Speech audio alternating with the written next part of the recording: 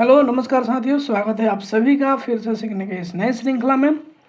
तो जैसा कि आपको पता है कि हम लोग गणित विषय सीख रहे हैं जो क्लास 9th के बच्चों के लिए है। आज जो हम लोग कर रहे हैं इसका अध्याय संख्या 8 कर रहे हैं, जिस चैप्टर का नाम है चतुर्भुज क्वाड्रिलेटरल। और आज जो हम लोग करेंगे वो भाग संख्या क्या करेंगे, 14 करेंगे। इससे पहले वाले भाग संख्या में हम लोग 1 से लेकर 13 तक कर चुके हैं। पहले वाला भाग नहीं देखे हैं तो ज़रूर देखिए, ये हो सकता है आखिरी वीडियो हो या इसके बाद 1-2 और वीडियो आए हैं। ये चैप्टर अब लगभग समाप्त होने पर है, बीच में से देखिएगा तो कम चांस है समझ में आने का।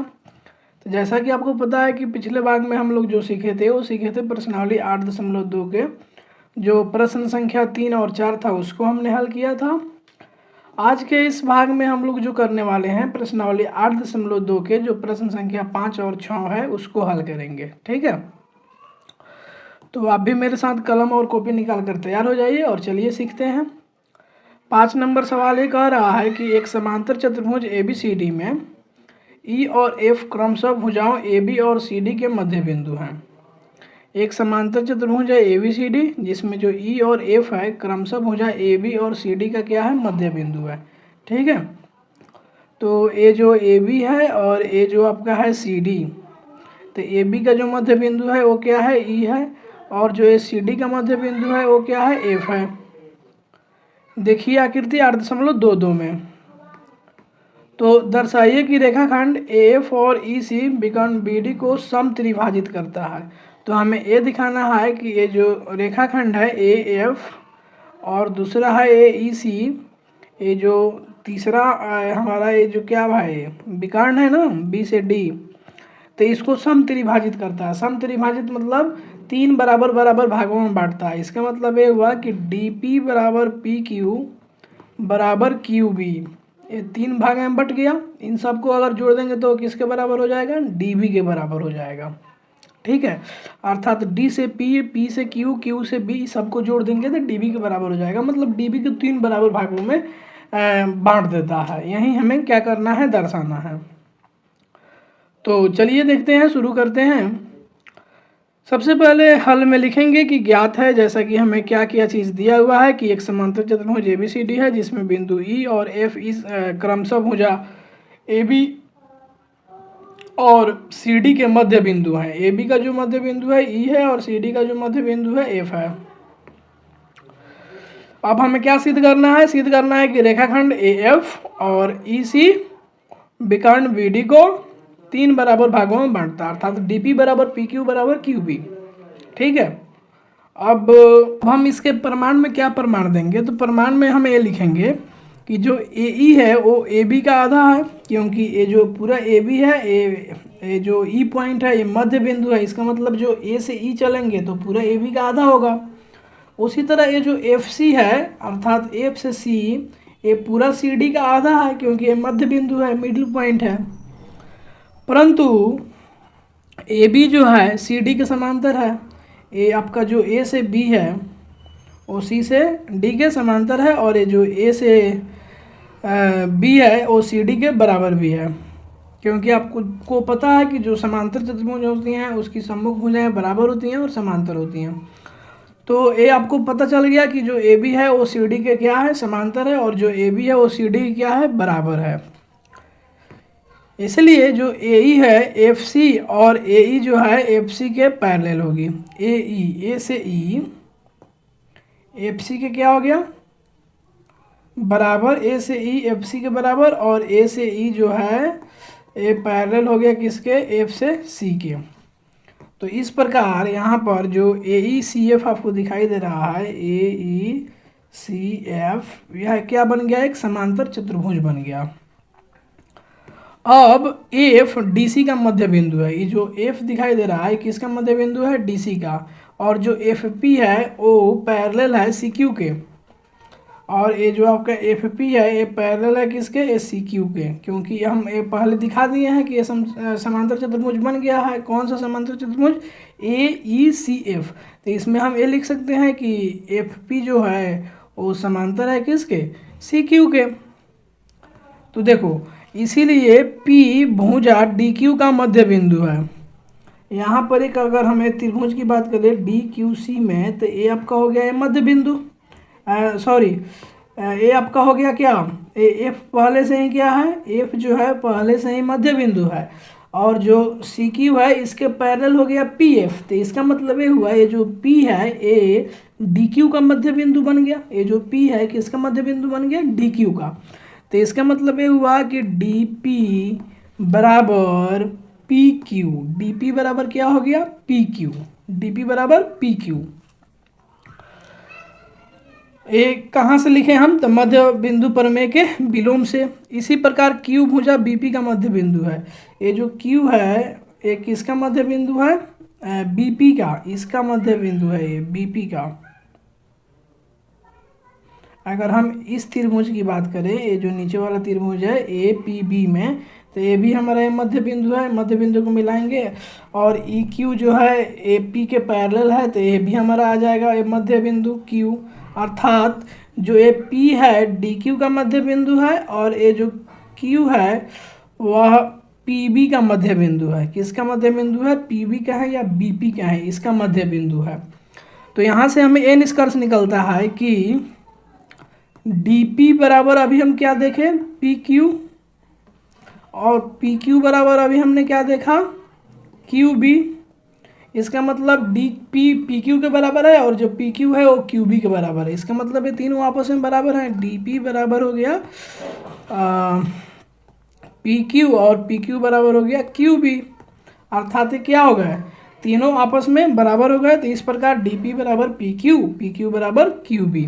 तो यही हमें प्रूफ करना था, और ये प्रूफ हो गया। आगे का जो सवाल है, सवाल संख्या 6 नंबर, वो कह रहा है त्रिभुज ए बी सी एक त्रिभुज है। क्या है, ए बी सी एक त्रिभुज है जिसका कोण सी क्या है, 90 डिग्री है, अर्थात समकोण है। कर्ण ए बी के मध्य बिंदु एम से होकर बी सी के समांतर खींची गई रेखा ए सी को डी पर प्रतिच्छेद करती है। तो दर्शाइए कि डी भुजा ए सी का मध्य बिंदु है। दूसरा कह रहा है कि एम डी जो है परपेंडिकुलर है ए सी पर, और जो तीसरा है वो कह रहा है सी एम है बराबर है एम ए के, और एम ए जो है बराबर है हाफ ए बी के। तो चलिए इसको एक बार पहले फिगर बनाते हैं, फिर समझते हैं हम। हमें क्या क्या चीज़ दिया हुआ है कि ए बी सी ए क्या है, त्रिभुज है, समकोण त्रिभुज है, क्योंकि इसका एक कोण समकोण है। तो देखो इसमें पहले ही बता दिया है कोण सी जो है समकोण है। तो मैंने एक ए बी सी त्रिभुज बनाया जिसमें कोण क्या है, सी समकोण है। कर्ण जो है ए बी, एक कर्ण पूरा ए बी है, जो समकोण के सामने वाली भुजा होती है उसको क्या बोलते हैं, कर्ण बोलते हैं। तो कर्ण ए बी का मध्य बिंदु एम, तो इसका ये मिडिल पॉइंट हो गया। ये मध्य बिंदु एम से BC के समांतर एक रेखाखंड खींचा जाता है। तो ये BC का ई हो गया समांतर, तो इसके समांतर एक रेखाखंड इसे खींच दिया गया DM। रेखाखंड खींचा जाता है जो कि AC को D पर प्रतिच्छेद करता है। अर्थात ये जो AC लाइन है, AC इसको एक जहाँ कट कर रहा है इसका नाम हमने D रख दिया। ठीक है, सीध क्या करना है कि जो AC का मध्य बिंदु है वो D है। ये तो M जो है AB का मध्य बिंदु है ही, ठीक है। हमें ये बताना है कि ये जो D है ये AC का मध्य बिंदु है, अर्थात AD बराबर क्या प्रूफ करना है, DC। और दूसरा चीज़ ये है कि बताना है कि जो MD है परपेंडिकुलर है AC पर, अर्थात M से D जो है ये परपेंडिकुलर है इस AC पर, यहाँ मतलब ये 90 डिग्री का कोण बनाएगा। तीसरा चीज़ ये प्रूफ करना है कि CM बराबर MA, अर्थात E जितना CM की लंबाई है उतना ही है AM की लंबाई है, और A पूरा के लंबाई के आधा है, A से B के लंबाई के आधा है। यही प्रूफ करना है। फोटो से समझ गए, आकृति से। अब प्रमाण में क्या लिखेंगे, तो 1 नंबर के लिए हम कर रहे हैं। त्रिभुज ABC में AB का मध्य बिंदु क्या है, M है। इस ABC में जो AB का मध्य बिंदु M है, और MD जो है पैरेलल है BC के, और MD जो है ये पैरेलल है BC के, ये ऑलरेडी हमें ज्ञात है। तो इसीलिए AC का जो मध्य बिंदु होगा D होगा। मध्य बिंदु प्रमेय के विलोम से हमें लिख सकते हैं कि जो AC है, A से C, इसका जो बिंदु D है वो क्या होगा, वो इसका मध्य बिंदु होगा AC का, जो ये पॉइंट D है, क्योंकि इसमें ए वाला और ए वाला क्या है, पैरेलल है, और ई वाला एक मध्य बिंदु है, तो ये मध्य बिंदु है तो ये भी मध्य बिंदु ही होगा। ये प्रमेय ही कहता है, तो ये मध्य बिंदु प्रमेय के विलोम से हमने ये प्रूफ कर दिया कि AC का मध्य बिंदु ए है। अब दूसरा चीज़ ये है कि हमें ये दिखाना है कि जो MD है वो परपेंडिकुलर है AC के। तो इसको कैसे दिखाएंगे, तो आपको पता है कि जो MD है ये समांतर है BC के, ठीक है।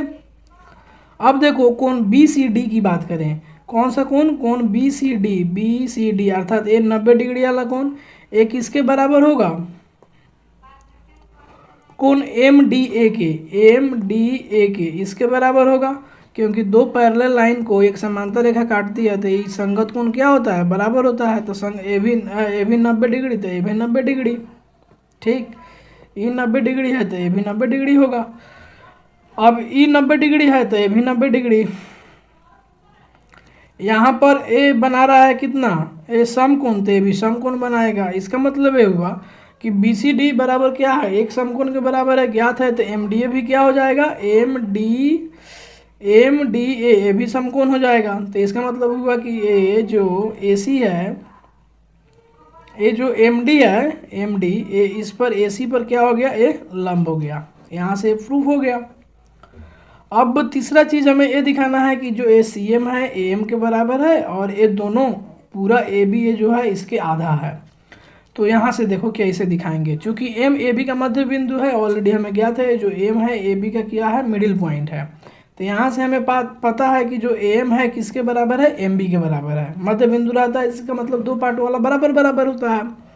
अगर हम बात करें त्रिभुज ADM और CDM की, ADM ए वाला त्रिभुज और CDM अर्थात ई वाला त्रिभुज CDM ए वाला। अब हम इन दोनों त्रिभुजों को आपस में क्या करेंगे, सर्वसम दिखाने की प्रयास करेंगे। तो इसमें अगर देखें तो DM और DM आपस में बराबर हैं, क्योंकि ये उभयनिष्ठ है, दोनों त्रिभुज में भुजा है। उसके बाद देखो ADM और CDM, कोण ADM ई वाला कोण और कोण CDM ई वाला कोण, ये दोनों कोण आपस में 90-90 डिग्री हैं, तो ये भी बराबर हैं। और AD बराबर CD, A से D जितना होगा उतना ही C से D होगा, क्योंकि ये D जो है मध्य बिंदु है AC का, अभी प्रूफ हमने किया जो पहले नंबर सवाल था उसमें इसी का। तो AD बराबर क्या हो गया, CD। तो यहाँ से साइड एंगल साइड नियम से हम कह सकते हैं जो ई वाला त्रिभुज है और ई वाला त्रिभुज है, अर्थात ADM त्रिभुज और त्रिभुज CDM आपस में क्या है, सर्वांगसम है। तो यहाँ हम लगाएंगे CPCT rule, corresponding part of congruent triangle. तो वहाँ पे जो संगत भुजाएं होंगी वो बराबर होंगी, तो अर्थात जो AM होगा, AM एक किसके बराबर हो जाएगा, CM के बराबर। अब देखो जो CM है AM के बराबर हो गया, और ये जो AM है हाफ AB के बराबर होगा। ये जो AM है ये किसके बराबर होगा, हाफ AB के बराबर होगा, क्योंकि जो M पॉइंट है मिडिल पॉइंट है, मध्य बिंदु है, तो M से A से M चले और M से B चले, दोनों को मिलाएंगे तब ना आएगा AB टोटल। तो ये जो AM है किसके बराबर हो जाएगा, हाफ AB के बराबर। तो इस प्रकार ये सिद्ध हो गया हमारा। तो अगले भाग में जो हम लोग देखेंगे वो देखेंगे इसका समरी सारांश चैप्टर का पूरा। तब तक आपका बहुत बहुत धन्यवाद। आपसे मिलते हैं जल्द ही अगले वाले वीडियो में। तब तक अपना ख्याल रखिए, अपनों का ख्याल रखिए। जय हिंद।